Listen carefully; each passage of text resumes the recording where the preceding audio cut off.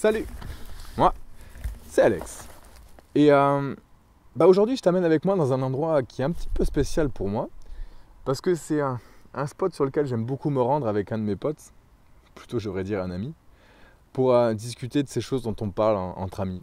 Des trucs légers, les trucs un peu plus lourds. Bref, je trouve que c'est un endroit qui se prête beaucoup à la confidence. Et je te l'ai dit il y a quelques temps sur Facebook, mais je pense qu'il serait bon que je t'explique un petit peu ce qui m'a amené à faire quelque chose comme Esprit Roots, de manière à ce que tu comprennes ce que c'est qu'Esprit Roots et ma volonté derrière. Bref, comme je te l'ai dit sur le post, je vis en France depuis que je suis gamin, et il se trouve qu'à un moment donné, je me suis retrouvé en rupture, complètement en rupture avec ce que je vivais en France.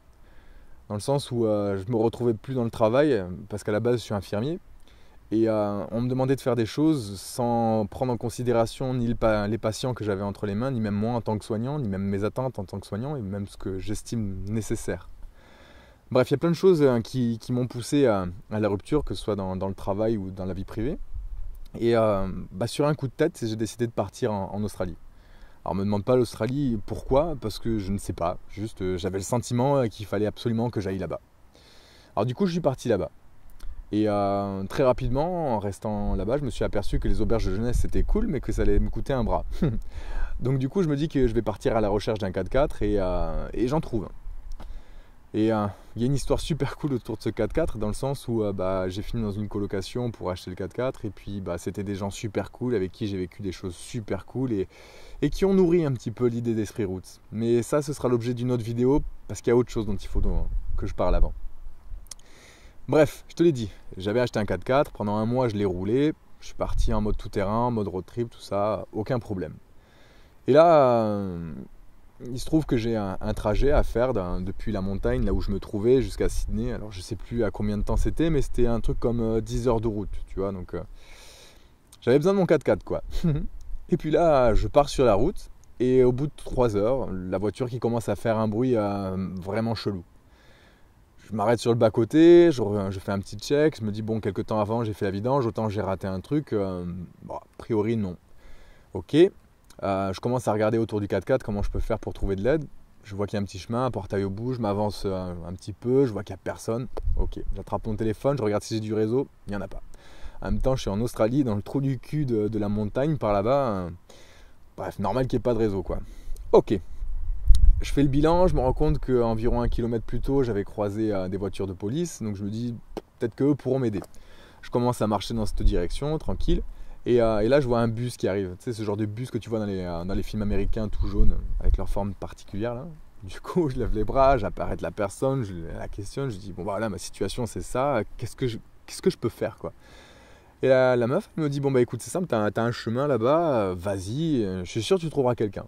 Elle me le dit avec tellement d'assurance que je réfléchis même pas au fait que j'y étais déjà allé, j'y vais. Je commence à descendre et là je vois qu'il y a un mec qui est en train de fermer ce portail. Laisse tomber quoi, j'ai le cœur qui commence à battre à la chamade, je commence à courir les bras en l'air en mode aidez-moi, aidez-moi. Et puis là le mec il arrive, on discute un petit peu, il monte au 4x4 avec moi. On regarde comment ça fonctionne, d'où pourrait venir la panne. On convient qu'on ne peut pas faire grand chose là. Et puis il me dit t'inquiète pas, j'ai un numéro de téléphone, je connais un remorqueur avec un garagiste, ils pourront t'aider. Il appelle, tout ça, pas de problème. Et je lui explique ma situation, je lui dis que peu de temps après, il y a ma copine, Alison, qui va arriver en Australie et que du coup, il faut absolument que je sois à Sydney parce qu'elle ne parle pas anglais et qu'elle va arriver sans repère ni quoi que ce soit, et ça va être la merde pour elle. Je lui dis écoute, t'inquiète pas, je connais un numéro, tout ça, il appelle. Il me demande 2-3 informations, il prend des notes, tout ça, et puis à la fin, il me dit écoute, je t'ai trouvé un train, un bus, un avion, et au pire des cas, dans la prochaine ville, je te montrerai, il y a une station-service, tu pourras attendre un chauffeur de camion, et peut-être qu'ils pourront t'amener sans problème. Quoi. Là, je me dis, waouh, là c'est chaud, il me sauve la vie. Quoi. Puis je lui dis quand même, j'ai mon 4x4 à récupérer, on va voir ce que ça donne. On part dans la ville qui suit, là où il y a le garagiste, et puis sur la route, j'en profite pour lui demander ce qu'il fait dans la vie, et pourquoi il m'aide comme ça, parce que ça me paraît complètement hallucinant, un mec qui m'aide comme ça, tu vois. Et il me dit qu'en gros, à un moment donné dans sa vie, il a eu du mal et c'était un peu difficile pour lui. Et puis là, il avait une activité qui marchait pas trop mal dans l'élevage de bêtes. Et que il estimait que c'était important d'aider les gens qui en avaient besoin s'il en avait la possibilité, que ça lui demandait pas grand-chose et que derrière, c'était un truc énorme pour les gens, quoi. Il m'explique qu'il l'a déjà fait 2-3 fois avec d'autres personnes et tout, dans différents contextes. Et ça me touche parce que je me dis, voilà, je quitte la France parce que j'en ai marre de ce mode de vie où beaucoup de gens se plient à des normes qui font qu'ils ne s'écoutent pas, qu'ils n'écoutent pas les autres. Et j'avais beaucoup de mal avec ça. Et là, je tombe avec un mec qui était, voilà, ce que je recherchais. Un mec qui était putain d'humain et dans le don, quoi. Bref. On continue, on arrive à la ville suivante, on va voir le garagiste et le mec me dit, bon bah écoute, ton 4x4 il est mort là, enfin le moteur est HS, si on doit faire les réparations, ça va te coûter aussi cher d'en acheter un nouveau que de faire les réparations. Et puis là, compte tenu de la machine que tu as, vaut peut-être mieux que tu en achètes un autre. Ok, là je prends un coup de massue derrière la tête parce que je me dis, bon voilà le topo. Il y a ma copine qui arrive dans peu de temps, il y a un billet d'avion qui est extrêmement cher mais je vais pas avoir le choix et qu'il va falloir prendre. Très bien, le 4x4 est HS, il faut en acheter un autre, donc du coup beaucoup d'argent de sortie.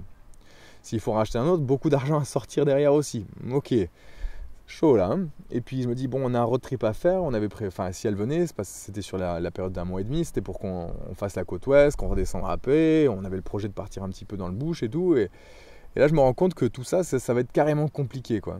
Et bref, ça allait pas terrible, quoi, à ce moment-là. Et là, tu as Scott qui me dit, t'inquiète pas, c'est pas trop un problème. Au final, c'est que de l'argent. Ce qui est important, c'est que tu te concentres sur le fait qu'il y ait ta chérie qui arrive derrière, que tu es en santé, elle aussi. Enfin voilà, ça va bien se passer, t'inquiète. Puis tu me dis que tu veux aller prendre l'avion, ça tombe bien. L'endroit où je me rends après, c'est là où il y a l'aéroport. Donc je vais te montrer où c'est. Ça va bien se passer, t'inquiète pas. Ok. Et le mec, du coup, il m'amène à l'aéroport.